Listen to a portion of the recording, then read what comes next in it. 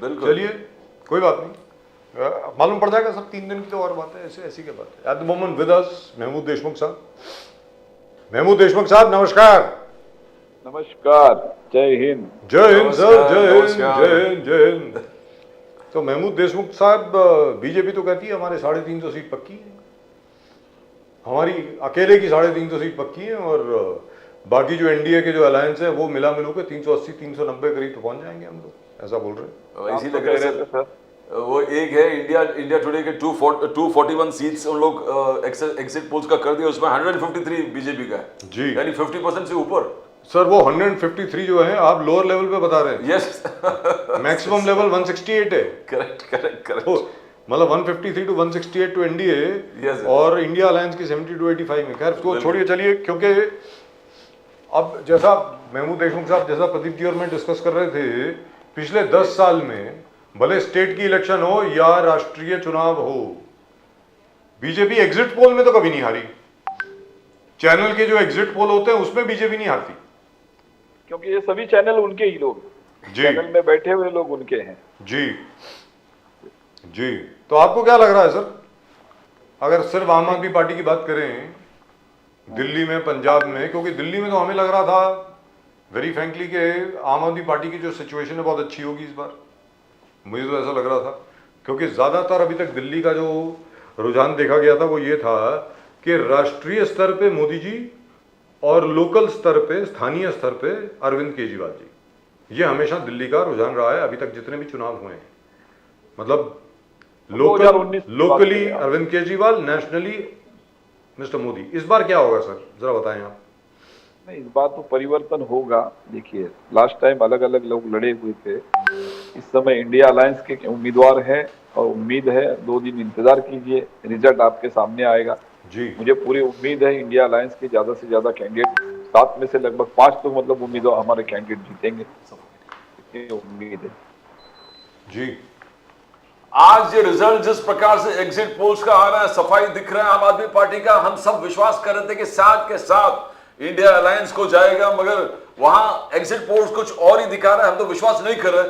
But ये एक tragic भी है कि कल केजरीवाल साहब को सरेंडर करना पड़ेगा, एक वातावरण बन गया पूरे दिल्ली में, और केजरीवाल साहब ने कहा कि मैं देश के लिए सब कुछ कुर्बान करने को तैयार हूं, ये साजिश जो चल रहा है, ये साजिश सिर्फ मेरी, it's not against me, it is against the entire opposition. आज मैं जाऊंगा, कल कोई और, जितने लीडर्स है ऑपोजिशन के सब अंदर जाएंगे, ये एक माहौल है, और मैं इसके लिए कोई भी कुर्बानी करने को तैयार हूं, जेल जाऊंगा, I will fight it out. Mahmood Deshmukh ji, देखिए, अरविंद केजरीवाल जी ने सुप्रीम कोर्ट को धन्यवाद दिया है, जो उन्होंने उनको इंटरिम जो जमानत दी थी, 21 दिन जमानत के बाहर थे, और कल उन्हें सरेंडर होना है, उसके लिए उन्होंने भी राजी खुशी से कहा है कि मतलब उसमें कोई ऐतराज नहीं है, जब सुप्रीम कोर्ट का आदेश है तो उसको हम फॉलो करेंगे। और रही चिंता की बात, ऐसी कुछ नहीं है। जिसे आपने अभी कहा कि अरविंद केजरीवाल जी ने जो कहा है, वो देश के लिए, ये देश के अंदर लोकतंत्र खतरे में है, कोई एक नेता खतरे में नहीं है, या विपक्ष खतरे में नहीं है। तो देश का लोकतंत्र बचाने के लिए, संविधान को बचाने के लिए, अगर वो कहते हैं कि भाई मुझे अगर कुर्बानी भी देनी पड़ेगी तो मैं तैयार हूं। जी। इसमें कोई हैरानी नहीं है कि आने वाले कल ये अभी 4 तारीख तक आप इंतजार कीजिए, 4 तारीख के बाद ये खुद ही घर चले जाएंगे, उसके बाद ये सब बातें बंद होगी, तानाशाही का अंत होने का समय आ गया है, 2 दिन की बात है, इंतजार कीजिए, मैं तो यही कहूंगा आपसे। और महाराष्ट्र में सर, महाराष्ट्र के बारे में क्या कहेंगे, हम लोग तो यही हैं सर, महमूद देशमुख साहब, ये तो हमारा स्टेट है, हमारा राज्य है, इस राज्य के बारे में क्या कहेंगे सर आप। सर, महाराष्ट्र में 25 से 30 सीट मेरे अंदाज से, लगभग 30 सीट जो है वो इंडिया अलायंस को मिल रही है। महाराष्ट्र में अजित पवार 0 पे जा रहे हैं, मुख्यमंत्री शिंदे साहब 0 पे जा रहे हैं, मतलब इनका अपना खुद का मतलब अस्तित्व अभी खत्म होने का समय आ गया है, और इंडिया अलायंस की जो है सीटें बढ़ रही है। लगभग आप अंदाजा लगा लीजिए कि लास्ट टाइम जो है महाराष्ट्र के अंदर 40-42 सीट मतलब इनके एनडीए के पास थी, आज इसके अंदर से लगभग 15 से 18 सीट इनके पास रहेंगी, इसके ऊपर नहीं रहेगी। तो काफी इनका नुकसान होने जा रहा है, और पूरे देश में यही हालात है हर जगह पे। इसीलिए मैं कहता हूं कि इस देश से एनडीए सरकार जा रही है, भारतीय जनता पार्टी की जो सरकार है वो जा रही है और आने वाले कल में इंडिया अलायंस की सरकार बनने जा रही है। लेकिन अगर मान लीजिए सर उल्टा हो गया तो, जैसा कि ये चैनल वाले बता रहे हैं, तो फिर क्या होगा? नहीं, देखिए चैनल वाले जो बता रहे हैं, ये देखिए ये एक मैं समझता हूँ जिस तरीके से ये चलता है ना, एक जुआ है ना, ये सटोरिये वाला खेल चल रहा है। मैं तो समझता हूँ इसके ऊपर बैन लाना चाहिए। ये जो चल रहा है ये बैन लाना चाहिए। ये किस तरीके से ये बातें करते हैं, है ना, एग्जिट पोल ये सब बोगस चीज है, जुआ है बहुत बड़ा। कहीं कहीं अभी आपने भी सुना होगा सट्टा बाजार में ये चल रहा है, ये दूसरा सट्टा बाजार है एक तरीके से देखा जाएगा तो मैं इस पे विश्वास नहीं करता। आने वाले अब 2 दिन की बात है, आप इंतजार कर लीजिए। तो कहने का मतलब ये हुआ आज इतने नंबर निकाल दो, उसके ऊपर पैसे कमा लो, रिजल्ट जो मर्जी हो। बिल्कुल सही, बिल्कुल सही। जैसे पहले बिहार में हुआ था 2017 में, ये दिखा दिया था कि बीजेपी जो है बड़े आराम से जीत रही है बिहार के इलेक्शन जो है। फिर उसके बाद ये दिखाया गया किस तरीके से भारतीय जनता पार्टी जीत रही है वेस्ट बंगाल में। फिर दिखाया गया कैसे दिल्ली में बीजेपी जीत रही है। आम आदमी पार्टी की तो 10 के 15 सीट भी नहीं आ रही है और आम आदमी पार्टी की 62 सीट आ गई। मतलब मैं वही कहता हूँ ना कि देखा जाए तो ये एग्जिट पोल जो है इसके ऊपर बैन करना चाहिए कानूनन तौर पे। इस मतलब मैं तो समझता हूँ सुप्रीम कोर्ट ने इसके ऊपर संज्ञान लेना चाहिए और ये बैन करना चाहिए। जी केजरीवाल जी ने आज मीन्स जिस प्रकार से उन्होंने कहा कि लोकतंत्र को जो किस प्रकार से बीजेपी खत्म कर रहे हैं, मोदी साहब खत्म कर रहे हैं, बोले कि मैं एक उदाहरण हूं, आम आदमी पार्टी एक उदाहरण है।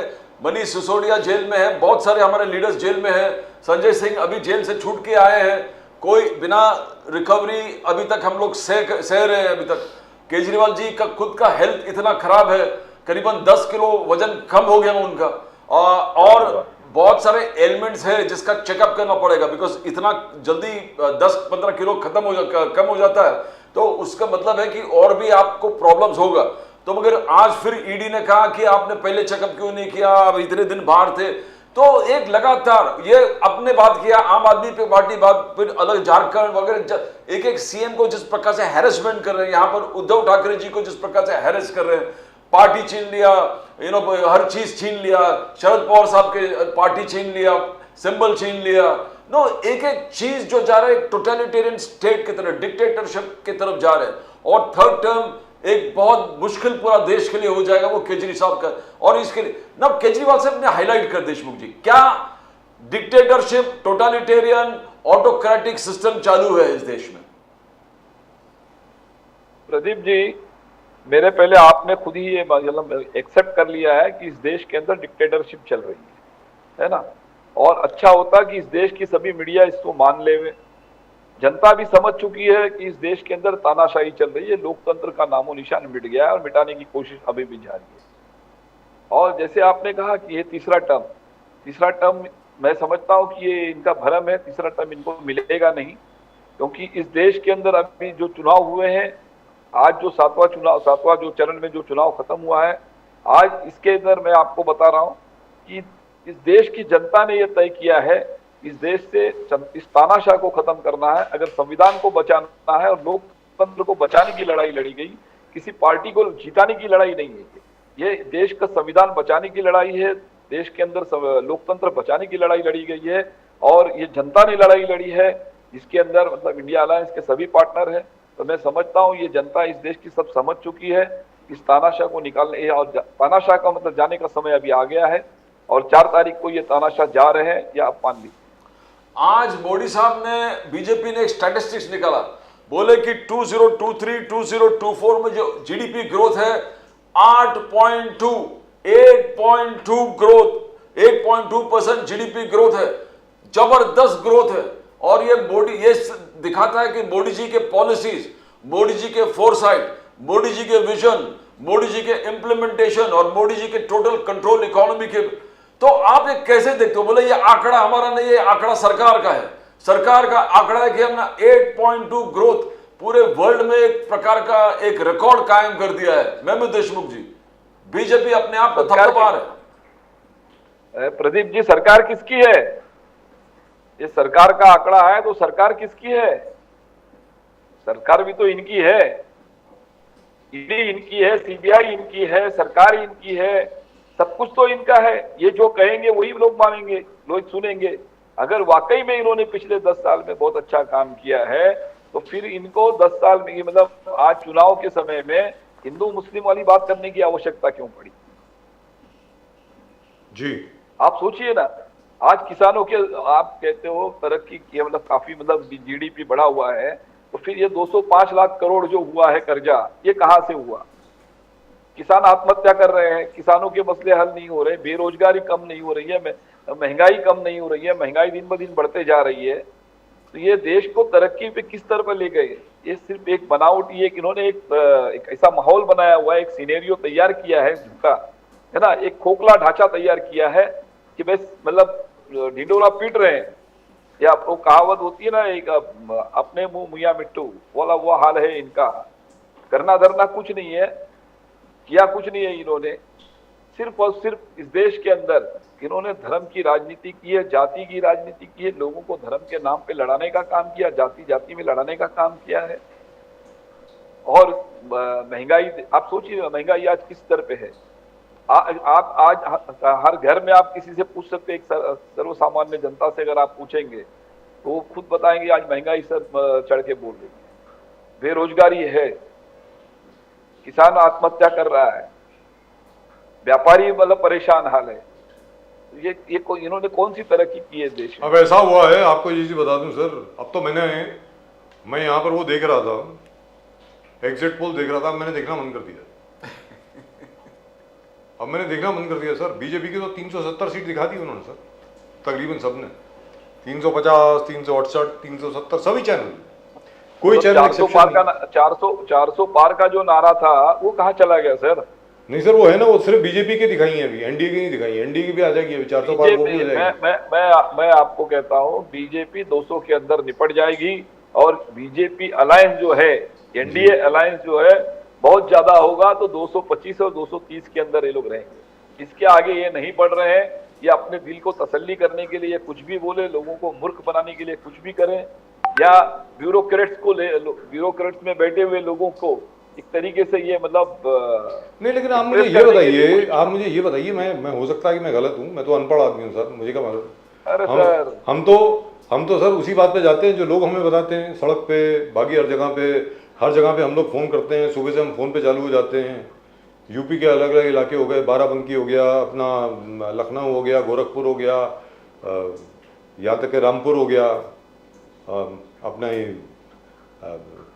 मतलब बाकी मुरादाबाद हो गया। अब वो मुरादाबाद में बेचारे जो ब्रास का काम करते हैं, पीतल वीतल के जो बर्तन बनाते हैं, बेचारे इतने परेशान है जीएसटी से कि उन्होंने वो काम धंधे बंद कर दिया। आपको मालूम है कि ब्रास के जो जितने बर्तन आया करते थे मुरादाबाद से एक जमाने में, ये मुरादाबादी बर्तन वो आधे से ज्यादा बंद हो गए।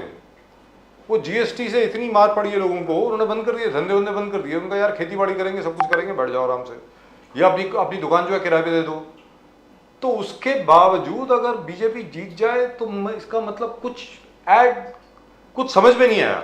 हो सकता है कि मैं जैसे हमेशा बोलता हूँ, हो सकता है कि मैं बेवकूफ़ हूँ, इतना अकलमंद नहीं हूँ सर, मेरे में इतनी अकल नहीं हूँ।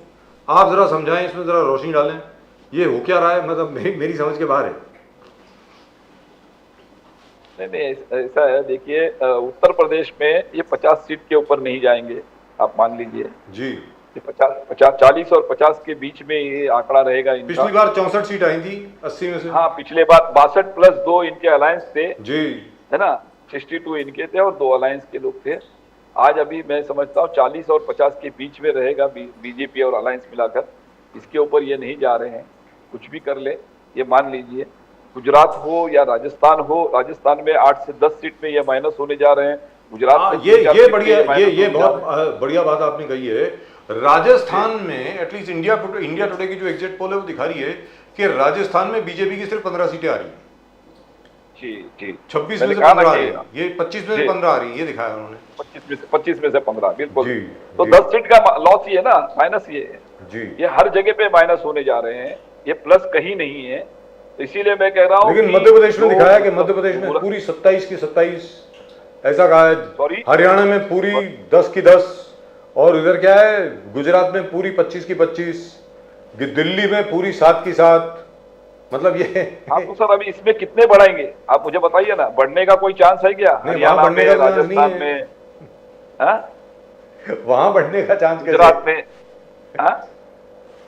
नहीं मतलब जरा अजीब बढ़ने का है। चांस तो, बढ़ने का चांस तो कहीं नहीं है ना। जी तो फिर बढ़ाएंगे, या तो पाकिस्तान को मिला लो, बांग्लादेश को मिला लो और बढ़ा लो बोलना, हाँ, ये भी हो सकता है, ऐसी क्या बात है, उसमें क्या है, है ना? मिलाने को तो चाइना को भी मिला लो।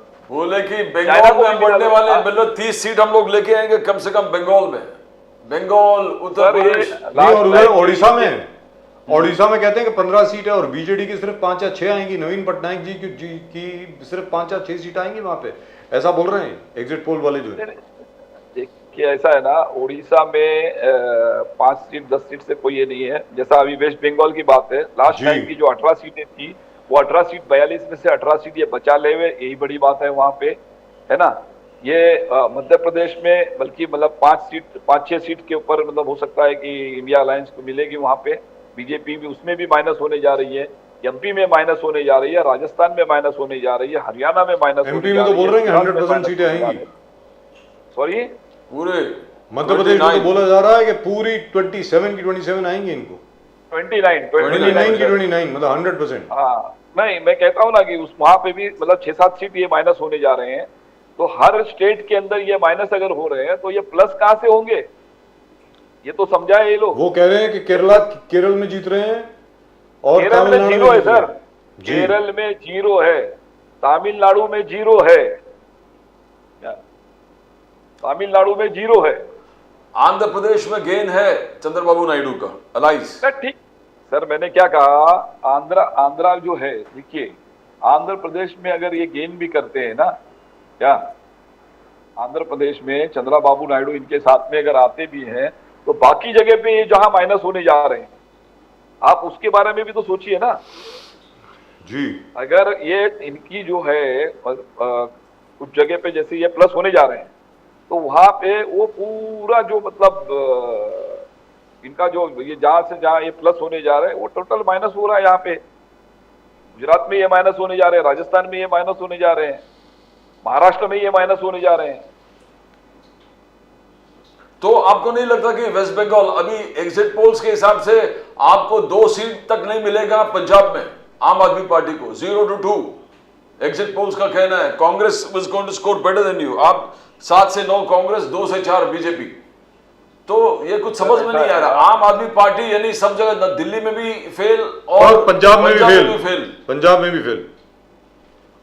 नहीं देखिए ऐसा है ना, मैं क्या फिर कहता हूं, मैं एग्जिट पोल पे भरोसा नहीं करता, मैं इस देश की जनता पे भरोसा करता हूं। पंजाब हो या दिल्ली हो या राजस्थान हो या महाराष्ट्र हो, इस देश की जो जनता है, इस देश का जो वोटर है ना, हम उन पे भरोसा करते हैं, हमें उन पे विश्वास है। इस देश की जनता समझ चुकी है, इस तानाशाह को बाहर करना है, संविधान बचाना है, इस देश का लोकतंत्र बचाना है।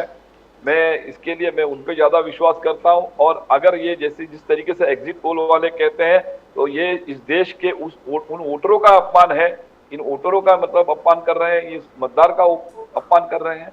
ये गलत बात है। आने वाले 2 दिन की बात है, इंतजार कीजिए, आपके सामने दूध का दूध पानी का पानी हो जाएगा। नहीं, केजरीवाल जी एक संघर्ष कर रहे हैं और जबरदस्त संघर्ष है। दिल्ली के लोग माना, पंजाब के लोग माने, पूरे देश के लोग की सहानुभूति केजरीवाल जी के साथ है। केजरीवाल जी एक ऐसा मूवमेंट चलाया पूरे देश में कि बाकी पार्टियों को फॉलो करना पड़ा। गरीब को, बच्चे को स्कूल, इलेक्ट्रिसिटी, पानी, दवाखाना, ये सब केजरीवाल का देन है जो पूरे देश इंप्लीमेंट कर रहा है। देश देखा भी है, आपने इंप्लीमेंट भी किया है। तो फिक्र इस बात का है कि केजरीवाल जी कल जेल में जाएंगे। आपके दूसरे नंबर 2 सिसोदिया जी भी जेल में है, और भी लोग। और अगर खुदा न खास्ता हम लोग चाहते कि आम आदमी पार्टी पूरे दिल्ली स्वीप करे, पंजाब स्वीप करे, सब जगह अच्छा ढंग से पेश आ जाए, मगर ये भी नहीं होता तो लंबा संघर्ष देख ले हम लोग आ रहा है। हमारे टॉप के लीडर्स जेल में हैं आम आदमी पार्टी के, और सीट भी नहीं जीते। अगर ये हालत हुआ, आलम है तो। और उन्होंने ये भी कहा है, प्रेस कॉन्फ्रेंस में भी ये कहा है, लोगों से अपील की है कि आप चिंता मत कीजिए, मैं भले ही जेल में रहूंगा लेकिन आप लोगों को जो सुविधा दी जा रही है वो बनी रहेगी, है ना। पानी का मसला हो, पानी है, बिजली है, महिलाओं के लिए जो मतलब बस की सुविधा है, अस्पताल की सुविधा है, स्कूल का बच्चों का मसला है, बोले वो सब जारी रहेगा, मैं जेल में भी रहूंगा तो भी आपके बारे में सोचता रहूंगा, आप सिर्फ दुआ कीजिए, उन्होंने ये कहा है। और मैं समझता हूँ दिल्ली की जनता नहीं, पूरे देश की जनता मतलब अरविंद केजरीवाल जी के लिए दुआ करेगी कि जल्द से जल्द इनकी साजिशों से मतलब वो बाहर आ जाएंगे। भारतीय जनता पार्टी और नरेंद्र मोदी की जो साजिश है तो उनसे वो बाहर आ जाएंगे और मैं समझता हूँ बरी हो जाएंगे। और 5 तारीख को मतलब शायद कोर्ट ने संज्ञान लिया हुआ है, 5 तारीख को हो सकता है, उम्मीद करते हैं कि उनको बेल मिल जाए, रेगुलर बेल मिल जाएगी।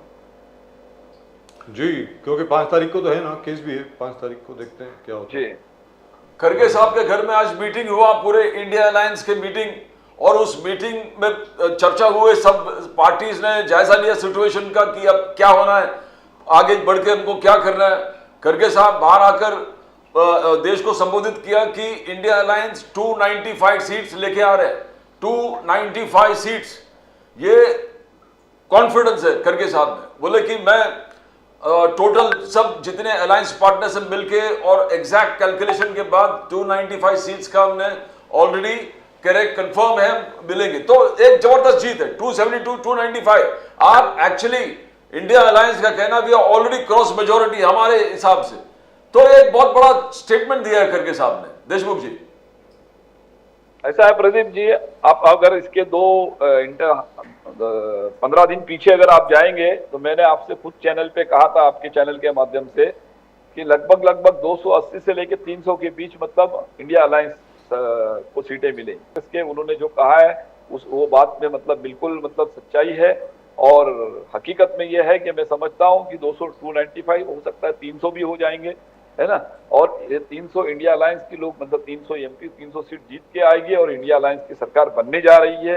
ये बहुत ही मतलब जिम्मेदारी से मैं भी कहता हूं कि इस देश के अंदर तानाशाह मतलब की सरकार जा रही है, इस देश के अंदर लोकतंत्र की बहाली होने वाली है, संविधान को मानने वाले इंडिया अलायंस के लोगों की सरकार बनने जा रही है। Right, thank you so much sir. Mahmood Deshmukh sahab, बहुत बहुत शुक्रिया आपका हमारे साथ जुड़ने के लिए। मैं उम्मीद करता हूं कि 4 जून आपके लिए बहुत अच्छी खबर लेकर के आए। Thank you so much sir. नमस्कार सर। ये हमारे लिए नहीं, आपके लिए भी वो है, सबके लिए सर, सबके लिए है। सर हमारा काम है रिपोर्ट करना, जो मर्जी जीते, जो हारे जो जीते।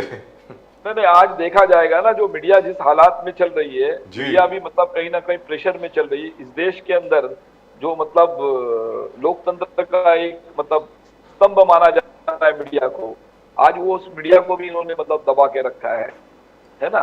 तो मैं समझता हूँ मीडिया की आजादी के लिए भी ये जरूरी है, इस देश से तानाशाही सरकार चली जाए और अच्छे लोगों की सरकार आए, इंडिया अलायंस की सरकार आ जाएगी, संविधान को मानने वाले की सरकार आ जाएगी। Right, thank you so much sir. नमस्कार, थैंक यू, जय हिंद। नमस्कार, जय Hind. So Pradeep ji, very surprising figures as far as Punjab is concerned. I find yes, it most surprising. बिल्कुल sir. I find that the BJP is winning more seats than the Aam Aadmi Party in Delhi and Punjab. against all. That's surprising, and that could cause some kind of turmoil and unrest. That's what I That's think. right. I mean, which is surprising. I can understand the Congress doing better than Aam Aadmi Party in Punjab, say. I mean, because after all, there is a state government, there would be resentment and so on and so forth. But for these guys to project that the BJP, which really and truly has no leg to stand on in Punjab, Exactly, sir. will get somewhere around 3 seats or 4 seats in Punjab, Yes, sir. is, I think, what? Then I'll certainly believe that the moon is made out of green cheese. I mean, come on, what is going on here? I don't know, man. I mean, this is crazy. This is absolutely crazy. Maybe the country's changed. Maybe, I don't know. Maybe everybody is looking at a different election and we are looking at a different one. At the moment with us, Kirti Nidhi Pandey ji from Gorakhpur.